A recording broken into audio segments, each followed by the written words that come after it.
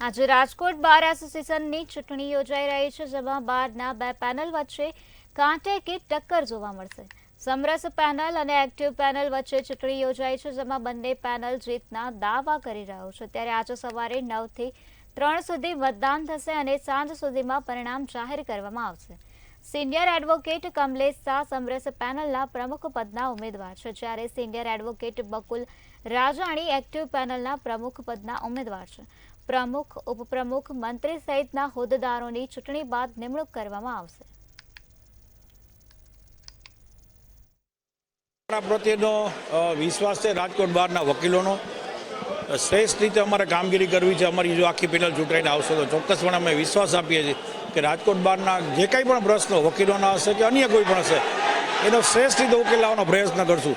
આપ જોઈ શકો છો કે અમારા ઉમેદવારોને સમર્થન આપવા માટે કેટલી મોટી સંખ્યામાં મતદારો અને સમર્થકો આવ્યા છે. ત્યારે અમને એવો વિશ્વાસ છે, અમને આશા છે કે અમારી પેનલ સંપૂર્ણપણે બહુમતીથી ચૂંટાશે અને અમારી પેનલ ચૂંટાશે તો એ ચોક્કસપણે શ્રેષ્ઠ અને પારદર્શક વહીવટ રહેશે એવી આપણે ખાતરી આપીએ છીએ. મતદાન અત્યારે પૂરજોશમાં લગભગ 600 જેટલા મત પડી ગયા છે. રાજકોટ બાર એસોસિએશનની ચૂંટણીમાં મારી પેનલ એક્ટિવ પેનલ છે અને 2019માં પણ હું મારી સામે સમરસ પેનલ હતી ત્યારે હું જીતો હતો. 2020માં પણ જીતો હતો. 2021માં પણ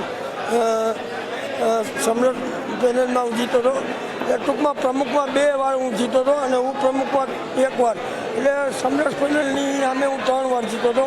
એટલે વકીલો છે એ બુદ્ધિજીવી વર્ગ છે, નો જ્ઞાતિવાદ નો જાતિવાદ. વકીલો એ માત્ર વકીલો છે.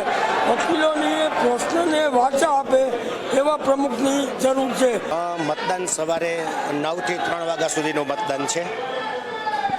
સમરસ પેનલના સમર્થનમાં તમે જુઓ તો કાલે વિજય વિશ્વાસ સંમેલન એમાં 1700ની આસપાસ એડવોકેટો ભેગા થયેલા.